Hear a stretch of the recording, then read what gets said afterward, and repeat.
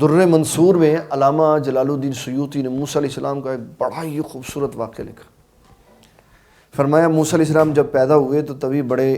علم کامل والے انسان تھے، تو فرعون نے امتحان لینے کے لیے کہ یہ بچہ کہیں وہی تو نہیں، آپ کے سامنے انگار رکھے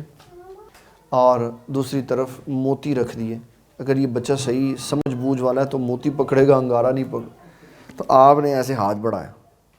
موتی پکڑنے کے لیے، تو اللہ تعالیٰ نے فرمایا جبریل جا ہاتھ ادھر کر، تو حضرت جبرائیل علیہ السلام نے ہاتھ ادھر کر کے تو انگارہ پکڑا دیا کہ اللہ تعالیٰ کی حکمت کچھ اور چاہتی ہے، آپ کچھ اور کرنا چاہ رہے۔ تو یہ عقل سلیم والے۔ تو اسی طرح غوث اعظم رضی اللہ تعالیٰ عنہ اللہ کے قرب خاص والے بندے تھے،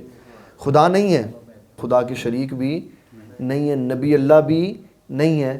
اور نبی اللہ کے صحابی بھی نہیں ہیں، حضور صلی اللہ علیہ وسلم کے بیٹے ہیں، آپ کی اولاد پاک کا حصہ ہیں۔ امام احمد رضا ان کے بارے میں فرماتے ہیں غوث اعظم امام التقا والنقا،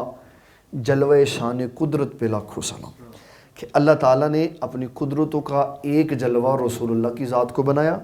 ایک جلوہ حضور پاک کے صحابہ کو بنایا، ان جلووں میں سے ایک جلوہ غوث اعظم کی ذات کو بنایا۔